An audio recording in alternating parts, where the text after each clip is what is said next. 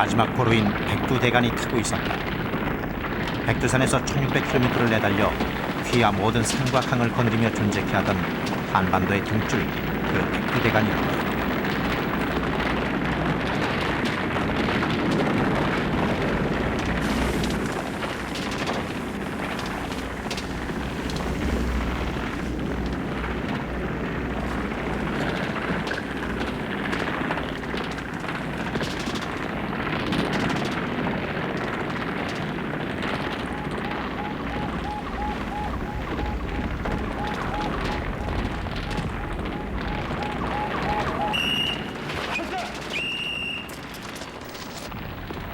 백두대간의 생명력에 기대어 살던 이들은 고통으로 신음했다.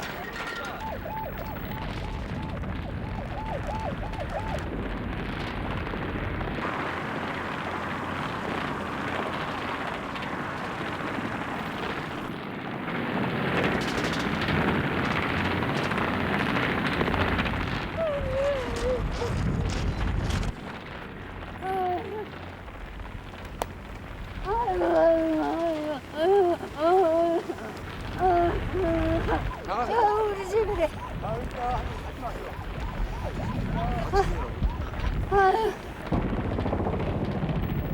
1200도에 달하는 화염. 철을 녹여낼 만한 거대한 불꽃은 산 등줄기를 넘어 휘어리쳤다.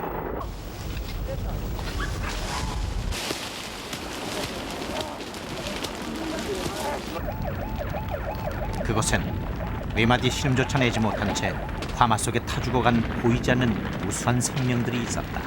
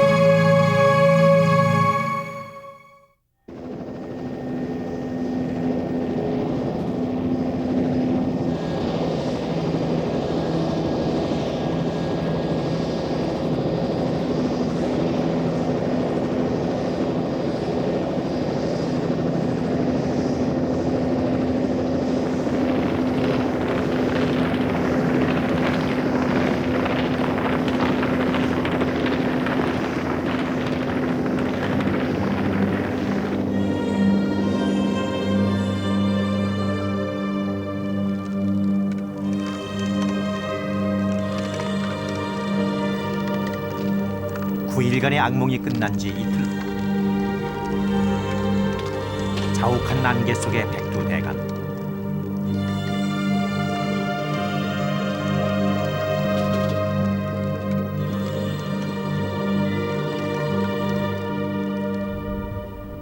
마침내 화마의 연기가 거친 백두대간은 그 폐허의 모습을 서서히 드러내기 시작했습니다.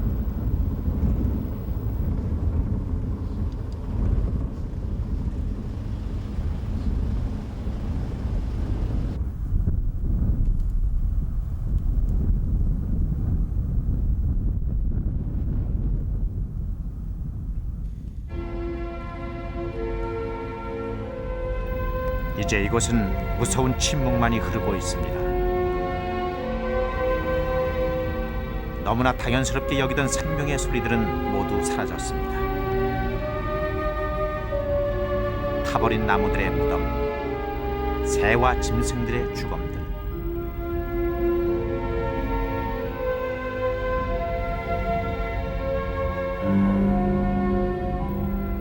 타버린 죽음들만 널려있는 재앙의 땅으로 변해버렸습니다.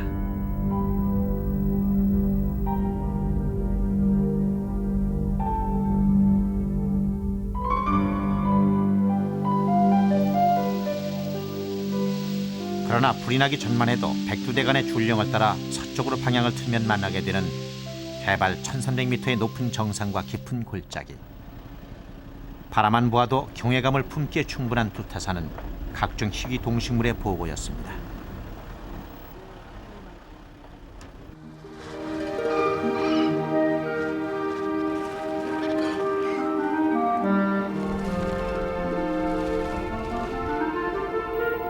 고라니 등의 국제보호종, 현호생류의 야생화들과 삼계나리, 풍란 등이 서식하는 생명의 숲이었습니다.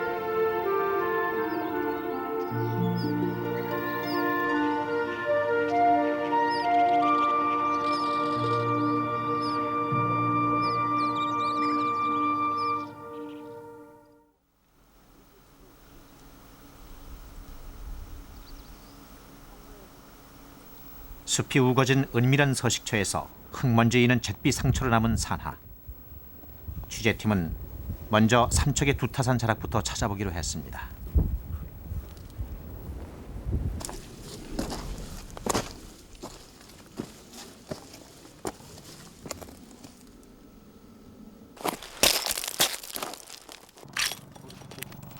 이끼들이 기름처럼 녹아붙은 불에 탄 바위들이 조그만 충격에도 산산이 부서집니다.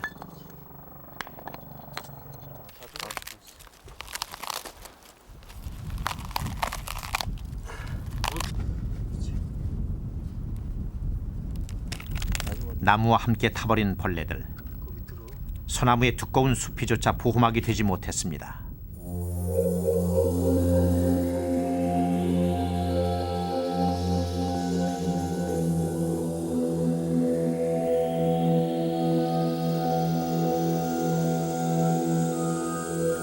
수년 동안 어두운 땅속에서 성장을 거듭하다 모처럼 지상의 봄나들이를 나온 곤충류들 또한 마지막 화려한 모습으로 탄생치 못하고 재가 됐습니다.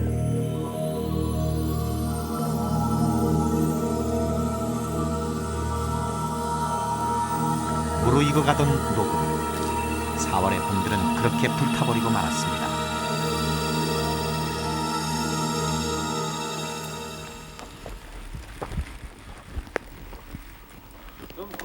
산불의 주변부 열기만 해도 600에서 800도. 지표 위 40cm까지 최소 600도의 불도가니가 된 상황에서 가장 먼저 몰살을 당하는 건 땅을 딛고 살아가는 생명체들입니다. 야산에서 얼마 오르지 않아 바위 아래 죽어있는 동물의 사체가 발견됐습니다.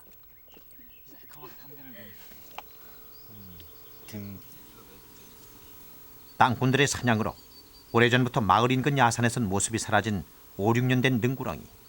능구렁이의 등엔 불에 데인 흔적이 역력했습니다.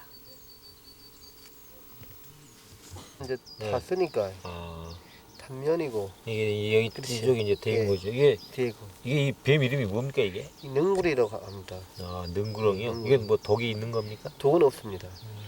이 지역에 많이 사는가 보죠 이게?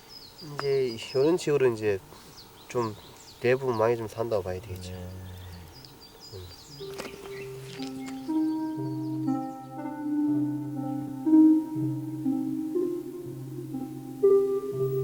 또다시 발견된 밀구렁이.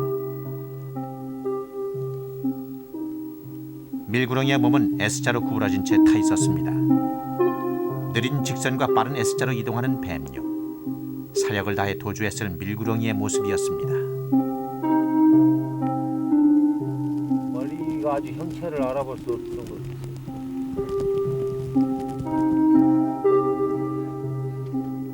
말 그대로 아비규환의 상황은 계속됐습니다. 녹색 바탕에 불규칙한 무늬, 독이 있는 유혈목이었습니다. 가장 빠른 방울뱀의 이동 속도가 1시간에 3km. 뱀들은 예상외로 빠르지 못합니다. 때문에 가장 먼저 희생된 것은 놈들이었습니다.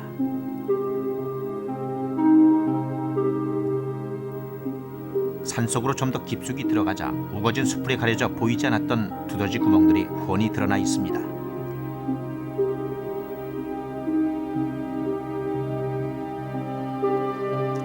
그 곁에 죽어있는 두더지.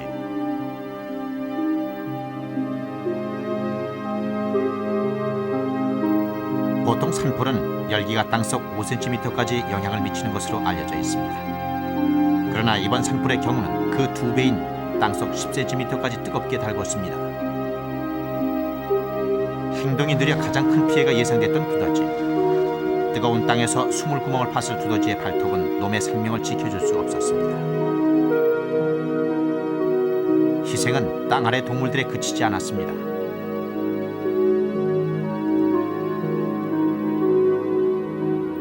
나뭇가지를 잡기에 적당한 날카로운 발, 다람쥐보다 2배 정도 큰 몸집, 청설모였습니다.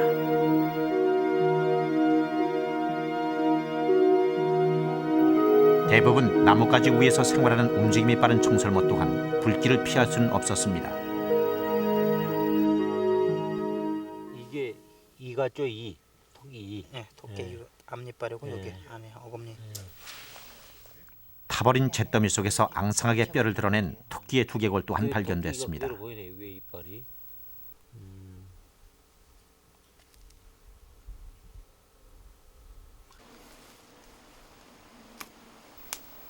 반갑게도 타지 않은 둥지 하나가 눈에 띕니다. 이번 산불은 수간화, 즉 땅에서부터 나무 끝까지 모두 타버리는 불 때문에 박새, 곤줄박이 등 새끼들을 낳아 기를 둥지들이 모두 타버렸습니다. 살아남은 놈들이 있을까? 그러나 가는 풀뿌리로 정성스레 엮은 둥지는 비어 있었습니다.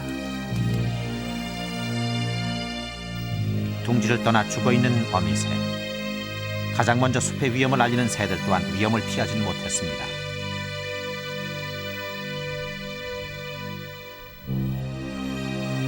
어미새가 떠난 둥지. 부활을 기다리던 10개 정도의 꽁알들은 불길에 타서 깨져버렸습니다. 단 9일 만에 벌어진 숲의 참상이었습니다.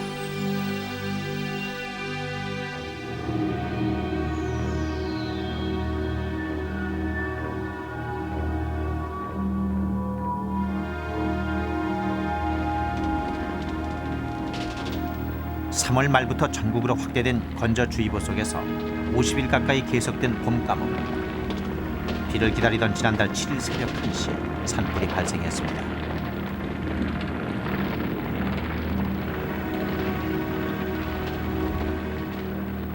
아무도 예상치 못한 재앙은 번져갔습니다. 이후 9일 동안 불은 강릉 삼척 동해를 번져 서울 여의도 50여 배 면적인 2만 3천 헥타를 뚫었고 무려 600억의 재산 피해를 냈습니다. 강풍은 소방 헬기 접근을 막았고 회오리가 돼 치솟는 불길은 바람에 실려 3층 높이의 나무를 휘가부며 1분에 1.5km씩 숲을 삼켰습니다.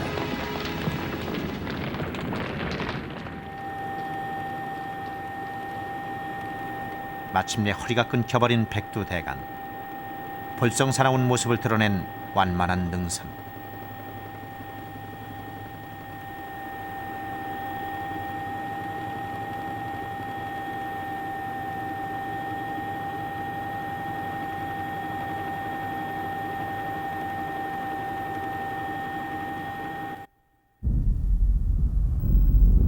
산불의 직접적인 원인은 지난 5년간 그리고 최근엔 8월 이상의 산불을 발생시켰던 실화, 즉 군부대와 민간인의 실수였습니다.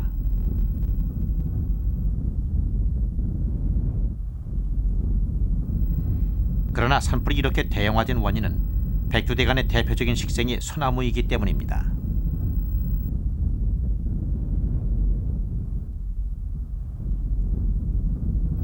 이 지역은 첫째, 잡목이 거의 없는 소나무 군락지였고, 둘째, 소나무 숲에는 가연성 물질인 송진과 불에 잘 타는 솔방울들이 많기 때문에 산불을 급속도로 번지게 한 것입니다.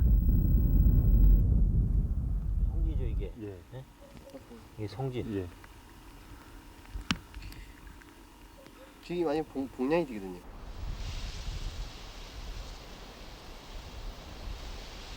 별로 이 소나무 같은 경우는 뭐 봄철에 보면은 숲이도 상당히 두껍게 있는데다가 건조하고, 그 다음에 이제 바람이 세게 불면서 타면서 솔방울 같은 것이 상승 기류에서 불을 난 장소에서 대체적으로 지금 현재 요 현장을 둘러보니까 뭐 해발 고도 한 500m 미만 정도 되는데, 이 지역은 지금 현재 우리나라 전형적으로 소나무림이 이제 우점하고 있는 지역입니다. 그래서 이런 지역에서는 산불이 나게 되면 뭐 지금 현재 보는 바에 서식 밀도도 높고 이러다 보니까 산불이 나게 되면은 상당히 취약하죠.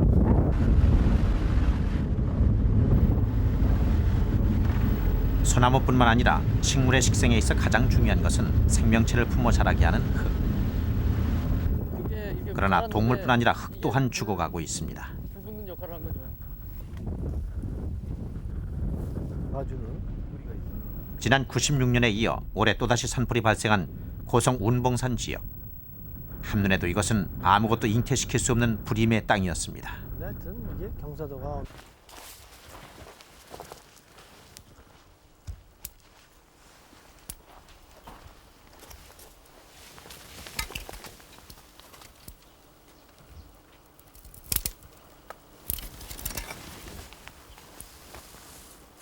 다 죽어버렸죠. 예, 옆으로 살았는데 또 불이 나서 또 죽어버렸네. 4년 전 화마를 딛고 재생을 시작하던 어린 나무들이 모두 말라 죽었습니다. 말라 죽었죠.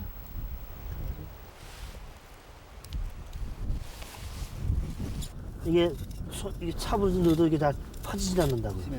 예. 그래가지고 이게 뿌리가 있는데도 불구하고 이렇게 단단하다고요. 이런 데는 뭐 이 식물도 안 자라고 상당히 어려운.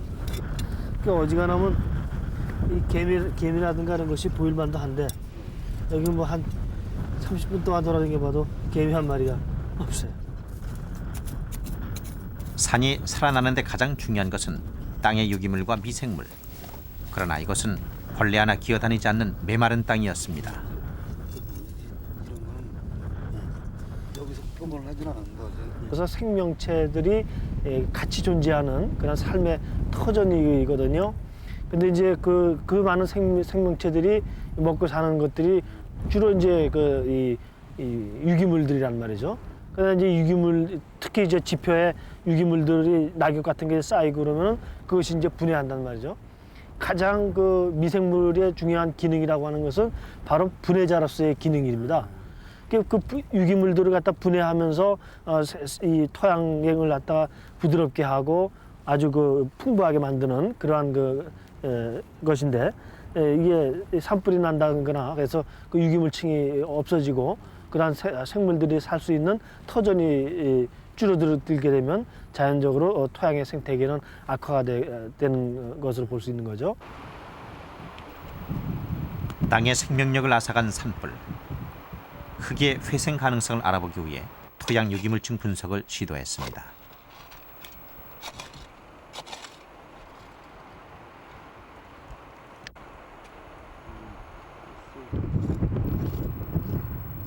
화마의 잿더미가 되어버린 땅. 관건은 600도의 화기에 휩싸인 땅 속에서 미생물이 얼마나 살아남았는가 합니다. 땅 위의 유기물을 비롯해 깊이별로 흙을 채집하고 비결을 위해 산불의 피해를 입지 않은 운봉산의 건강한 숲의 토양 채집도 했습니다.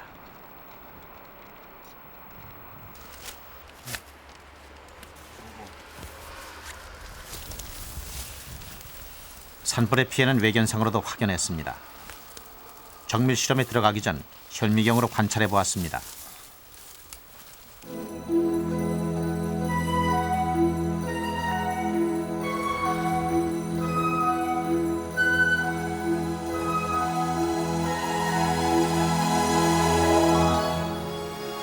산불이 나지 않은 지역의 경우 응애리 등 다양한 미소 생물들이 관찰됐습니다.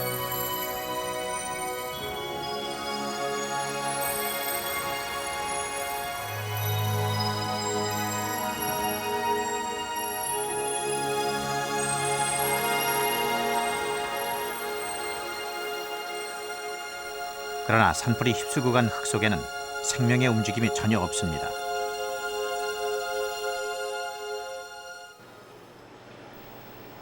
미생물의 존재 유무를 확인하기 위해 미생물 배양 실험에 들어갔습니다.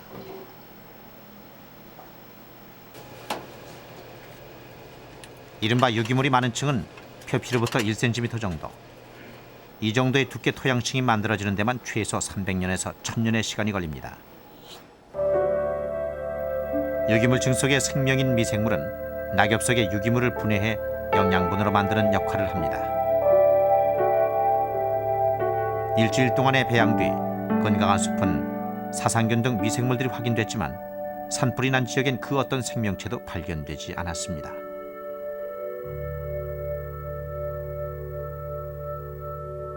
산불이 남으로써 제일 큰 영향은 수림이 형성돼 있을 때는 낙엽이 끊임없이 매년 공급됨으로써 유기물층이 두껍게 쌓이면서 그것이 분해되면서 양분이 토양에 공급돼서 식물이 자랄 수 있는 환경을 제공해 주는 데 비해서 유기물층이 타버림으로 해서 이제 비가 온다든지 하게 되면 이 숯이 이제 씻겨 내려가 버리면 토층의 유기물층은 없어지게 되겠죠. 그렇게 되면 여기에는 이제 수림이 아니라 풀이 자라는 환경으로 변화하고 그 다음에 관목이 들어오고 관목이 들어온다면 이제 큰 나무들이 들어오는 그런 환경이 돼서 지금 이 소나무 수림과 같이 되려면은 이 나무가 자라고 있는 그러한 환경 같아 한 40여 년, 30년, 40년의 시간이 걸려야지만 다시 원상태로 회복된다 이렇게 이해할 수 있겠습니다. 토양의 유기물과 미생물은 숲이 살아나는 데 첫 번째 조건입니다. 이들 위에 키 작은 관목과 나무들이 자라나 8m 높이의 나무들이 숲의 반을 덮으면 회생의 성공을 점칩니다. 식생의 파괴는 인간에게도 직접적인 영향을 끼칩니다. 그 첫 번째가 해마다 30억 원가량의 소득을 가져다 줬던 송이.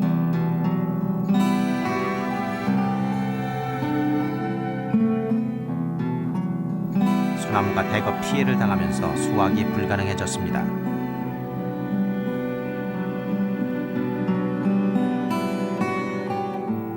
그러나 이제 그 자리에는 송이 대신 자생력 강한 독버섯들만이 살아갈 것입니다.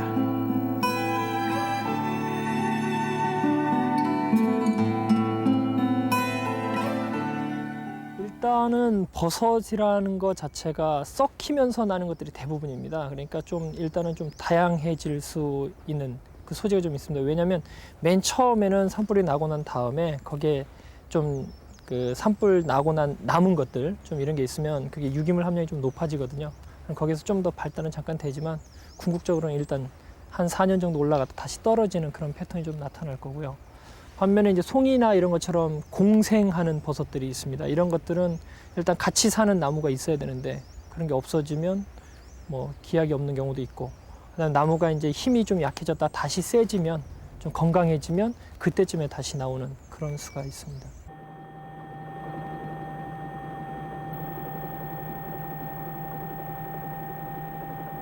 산불이 난 지역에서 흔히 볼 수 있는 것이 무너져 내리는 산.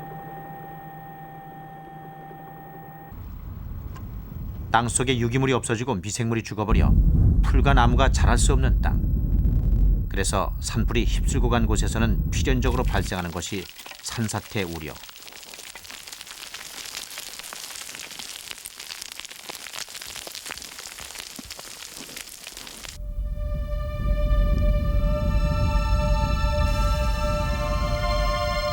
건강한 땅의 경우 숲의 풍성한 식생으로 1헥타르당 10톤에서 100톤의 뿌리가 잡아주는 땅의 응집력이 사지기 때문입니다. 이게 이제 이 흙들이 이제 비에 의해서 쓸려 내려가잖아요. 그러면 산림이 잘 보존된데, 그런 데 같으면은 1년에 보통 한번 1톤, 1헥타에 1톤 정도가 쓸려져 내려가요. 그러면 자연스러운 현상이거든요. 근데 이제 이렇게 표면에 아무것도 없으면은 이게 거의 뭐 한 300톤, 100톤 내지 300톤. 실제로 우리가 조사해 보면 1헥타에 뭐 한 128톤 정도 쓸려져 내려가거든요. 일반 밭에서. 그럼 이제 이런 경우는 이게 경사가 급하니까 훨씬 더 빨리 쓸려져 내려가죠. 그것이 이제 큰 문제죠.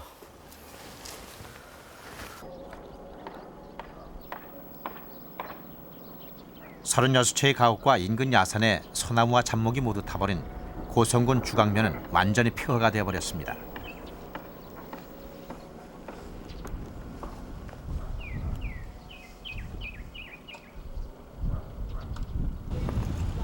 동해시 건덕면. 최근 30여 밀리미터의 비로 산비탈이 무너지면서 불에 탄 소나무들이 쓸려 내려와 밑둥을 훤히 드러내고 있습니다. 마을 주민들이 더욱 두려워하는 것은 여름 장마입니다. 비를 흡수하지 못하는 죽은 나무와 죽은 땅. 홍수가 예상되는 지금 이들은 포탄을 안고 살아가는 심정이라고 말합니다. 현재 이 전부 다가 다 나무가 없으면은 이 물을 빨아먹을 수준이 없기 때문에 뭐 비가 뭐 흐리고 뭐가 뭐 막 내려오잖아요. 근데 이거를 좀 방지를 해줘야 되는데 지금은 나무가 다 죽었잖아요. 나무가 다 죽었으니까 그냥 바람이 불어도 뭐 흙이 막 흘러내린다고 지금 현재. 그런데 이따가 비만 왔다면은 이거 뭐 내가 말이 아닌 것 같아요.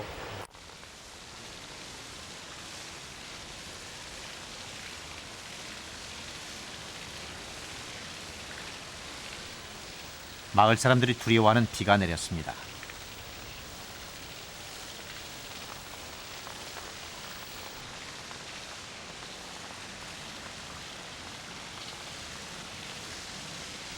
메말랐던 계곡에 생명의 기운이 감돌기 시작했습니다.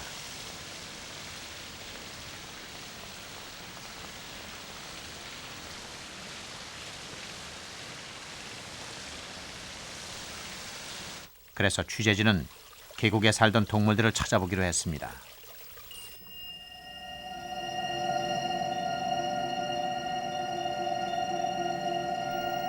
빗물을 따라 내려간 계곡에서 맨 먼저 발견된 것은 도룡뇽 어미. 산불이 난 4월은 때마침 도룡뇽의 산란 시기. 3, 4주면 곧 부화됐을 알 또한 모두 타버렸습니다.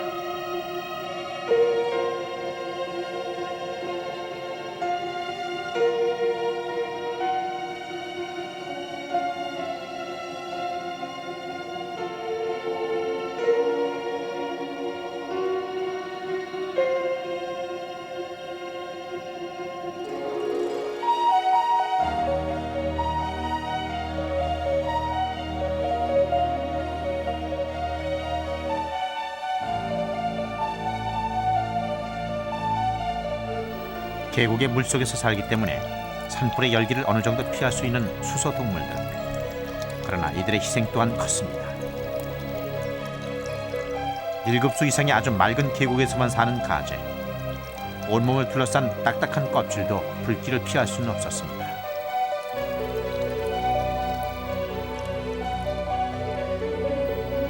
빨갛게 익어버린 가재의 모습은 그 당시 계곡의 참상을 증언하고 있습니다.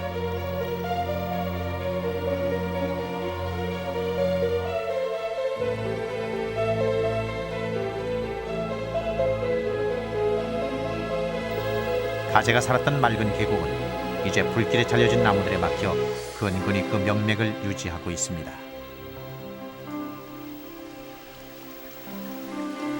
크게 변화는 곧 물의 변화를 의미합니다. 비가 오고 계곡물이 흐르면서 불에 탄 숲에는 또 다른 문제가 생겨납니다.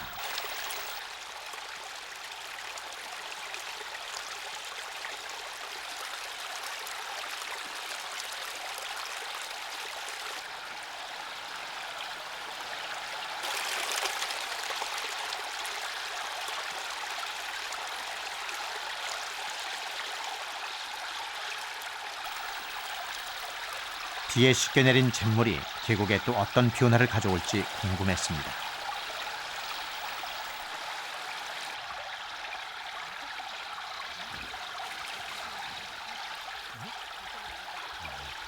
저기 보면 흰 거품이 일었지 않습니까? 그것은 이 재가 녹아서 같이 내려오는 것이 아니냐 이렇게 생각이 드는 거죠. 저런 물 이제 수질을 검사해 봐야 되지만 그 결과를 보면은 아마도 그 이 칼슘이나 가리와 같은 양이온이 상당히 많이 들어있는 그러한 정상적인 계곡의 물보다 많이 들어있는 그런 물이 아닌가 이렇게 생각을 합니다. 그런 것들이 우리가 재와 함께 하천으로 유입하게 되면은 하천에도 역시 영향을 줄 가능성이 있는 거죠. 산불이 일으킨 흙과 물의 변화. 산불을 2번이나 겪은 운봉산의 수질 검사에 나섰습니다. 직접적으로 산불 피해를 당한 운봉산의 상류 계곡.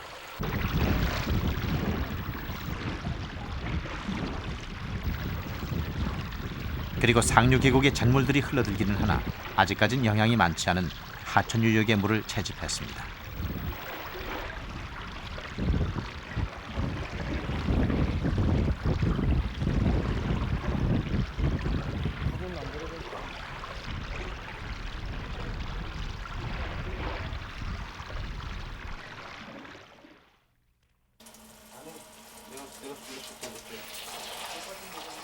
재 속에 많이 함유되어 있는 칼슘이나 인 등은 그 자체가 독성오염 물질은 아닙니다. 중요한 것은 역시 성분 그 자체보다는 균형의 법칙.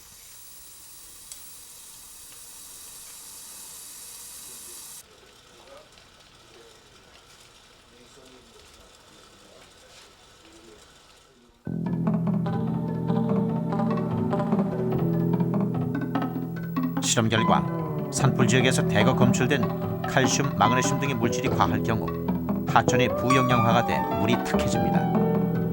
일급수인 쉬리 대신 붕어가 사는 환경으로 전락하는 것입니다. 우리가 부영양화를 일으키는 가장 큰 중요한 것이 질소와 그다음에 인인데 사실 유기물에는 그런 것들이 가장 많은 거거든요. 또 불이 났을 때 재가 되면은 가장 많이 늘어나는 게 인입니다. 그런 것들이 표태 재와 함께 같이 실려져 내려가서 하천으로 들어가게 되니까 자연히 하천에는 부영양화가 염려가 되고 또 이제까지 없던 그러한 그 영양 물질이 들어가게 됨으로써 여러 가지 그 수생의 생태계 교란이 충분히 가능한 그러한 것이죠.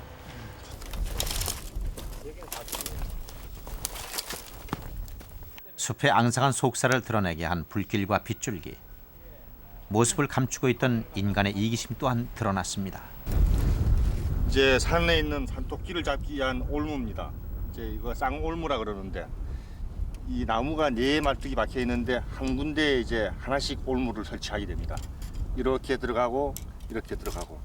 그래서 이제 토끼가 걸리게 되면은 이게 이제 칡줄인데 칡줄이 여기에 매달려 있습니다. 토끼가 배가 고프다든가 이제 발악을 하면서 이 칡줄을 자르게 됩니다. 이렇게 잘렸잖아요. 이걸 자르게 되면은 튀게 되죠. 튀면 이렇게 되는 겁니다. 여러분 이제 토끼가 공중에 매달려 다른 놈에게 먹히지 않고 생포하기 위한 올무. 멧돼지 등 큰 놈들을 잡기 위한 덫도 연이어 발견됐습니다. 나무에다가 매놓은 겁니다. 나무는 다 타버렸고 이게 전부 다 위장 장치를 합니다. 사람 눈에든 짐승 눈에든 띄지 않게끔 딱 덮어놓죠. 불에 타서 이렇게 드러나는 겁니다.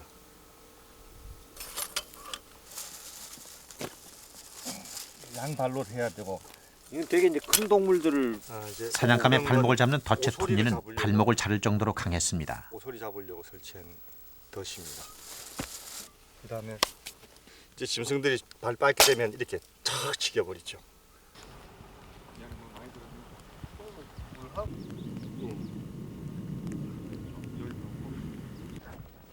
여기 있잖아요 여기. 올무 옆에서 발견된 야생동물의 주걱. 학생이 나 올무에 걸렸잖아. 올무에 이랬단 말이야. 이래. 그것은 멸종 위기를 맞고 있는 살기였습니다. 모피를 얻기 위한 밀렵과 가축 피해를 준다는 이유로 대량 학살돼 겨우 이 땅에서 명맥을 유지하고 있는 살기였습니다.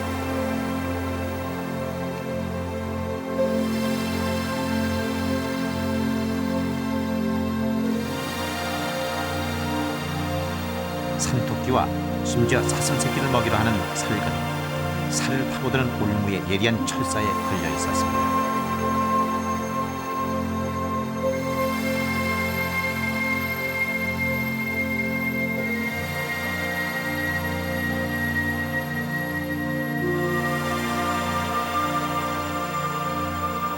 외관상 살개 화상은 그리 심하지 않았습니다. 올무에 걸리지 않았다면 살아있을지도 모르는 살개 모습이 선연했습니다.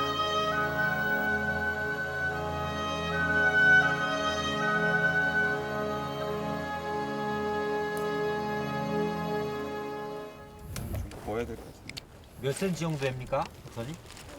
꼬리까지 합해서 지금 80cm로 보시면 80cm. 예, 80cm거든요. 예. 예. 그래 지금 이거는 성체 사이즈입니다. 아 에미. 예, 어미 있어요. 다 자란 사이즈. 예.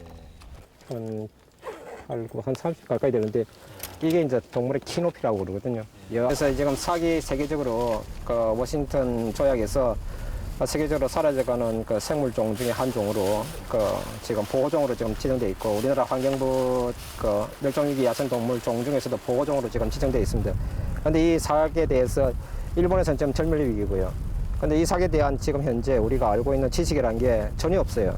그래서 지금 이 죽어 있지만은 이 죽은 이 동물이 우리에게 줄 수 있는 거는 저희들이 열심히 그 이 안에 있는 유전자라든지 또 이 안에 그 자기들이 가지고 있는 여러 가지 그 병약적인 그런 뭐 기생충이 혹시 남아 있다면 그런 거라든지 그리고 또 그 뼈의 그 골격의 구조 이런 거는 충분히 앞으로 그 학술적으로 이용을 할 수 있으니까 네. 그렇게 심하게 화상은 안 입었네. 아니 알코올을 넣으려고 그랬거든요. 세계적인 보호종이지만 연구 부족으로 서식 실태조차 제대로 파악되지 않은 한 마리의 살근 그렇게 죽어갔습니다.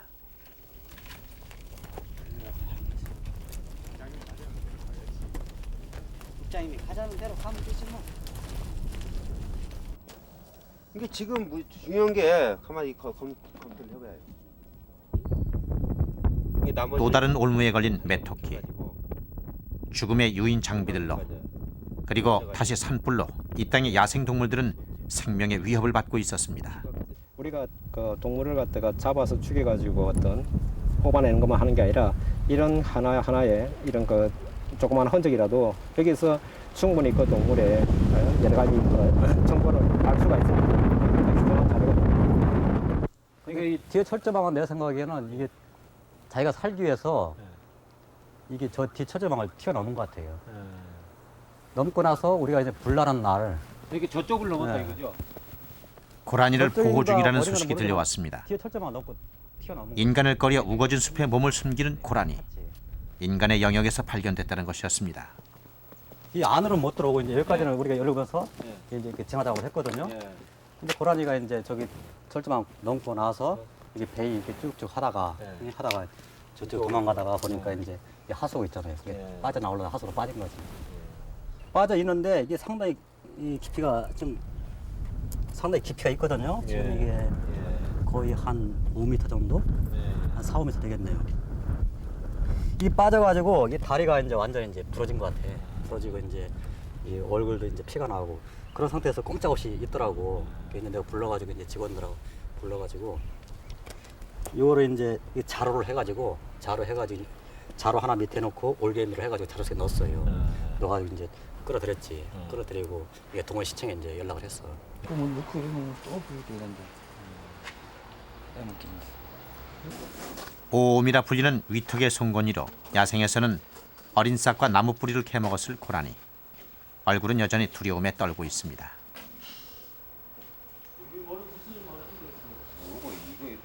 보기에도 끔찍한 고라니의 깊은 상처는 놈이 겪었을 일들을 말해주고 있습니다. 뼈가 막 얼마나 아플까.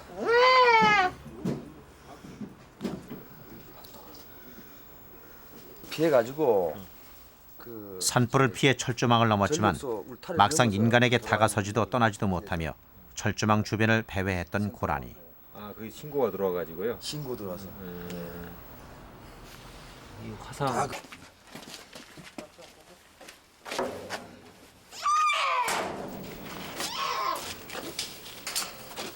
지난 4월 12일 구조될 당시 아사 상태였던 야생의 고라니는 엿새가 지난 지금까지도 인간의 준 먹이와 피난처를 거부하고 있었습니다.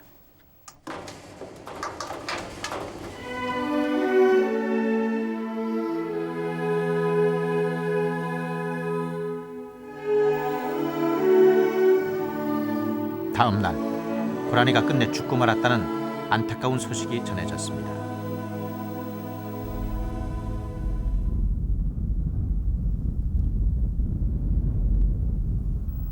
전 사면이 타버린 백두대간. 간신히 산불 피해를 면한 한 점의 푸른 숲은 살아남은 야생 동물들의 피난처입니다.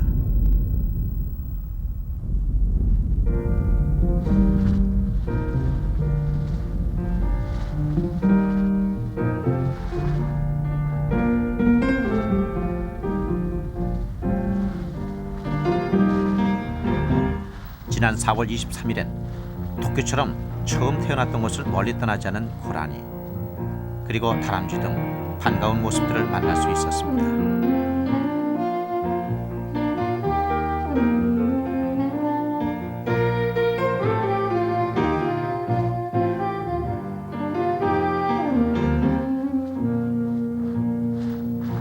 그러나 이놈들에겐 번식과 생존을 위해 타버린 야산의 기슭을 뛰어다니며 먹이를 구해야 하는 절박한 문제가 남아 있습니다.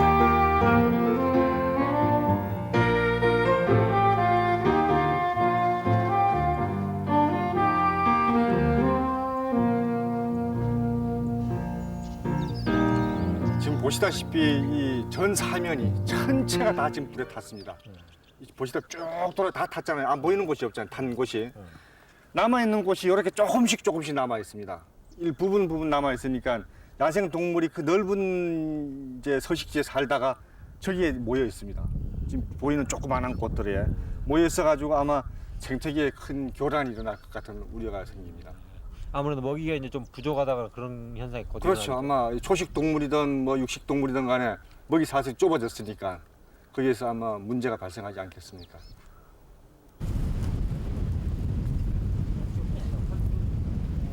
지금 이거는 불과 2, 3일 된 야생동물의 배설물과 갉아먹은 풀 등은 살아남은 야생동물들이 이곳을 중심으로 먹이 활동을 하고 있다는 증거입니다.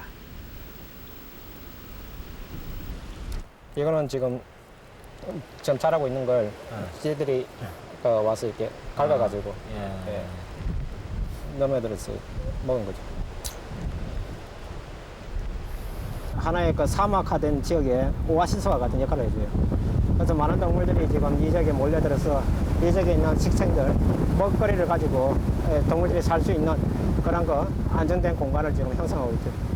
그러나 이제 문제가 원래 기존 여기 환경이 가져 있는 그런 수용력보다 많은 동물이 지금 피난을 해왔기 때문에 거기에 따른 먹이 경쟁이 일어나니까 절대적으로 한 마리당 과거에 불나기 전에 하루에 한 300~400kg 먹던 걸, 칼로리를 먹던 걸 지금 한 뭐 반 정도, 안 그러면 그보다 좀 더 부족할 수가 있습니다.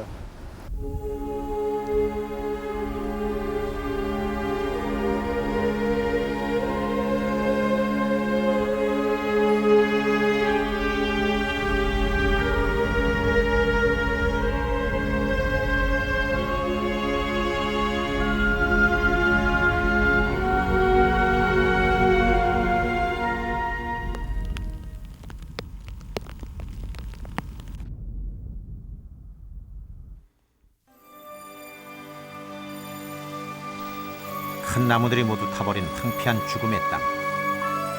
그러나 태양이 드는 공간들이 넓어지면서 이곳에선 작지만 새로운 생명의 징후들이 나타나고 있습니다.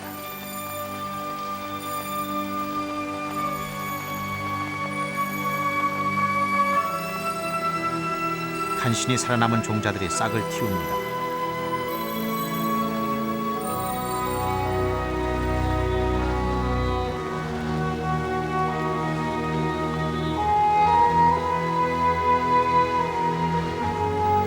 아직 고라니, 멧돼지와 같은 대형 동물들이 살아가기엔 척박하지만 무사히 유충이 된 지렁이와 같은 작은 벌레들은 먹이 사슬의 상위 포식자인 파충류와 새들을 부를 것입니다.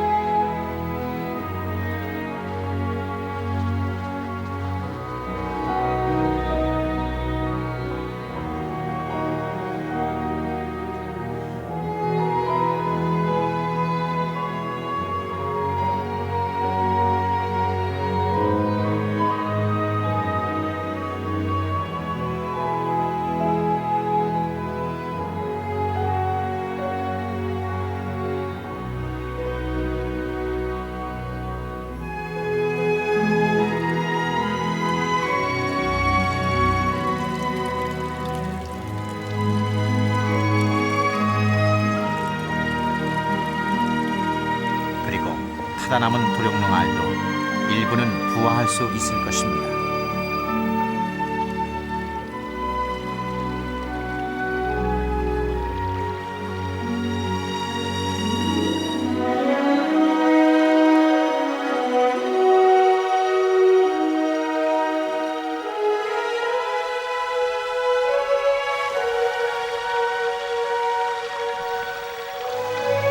이 불모의 땅에서 다시 살아남기 위해 치열한 생존 투쟁을 벌여야 할 이곳의 생명입니다.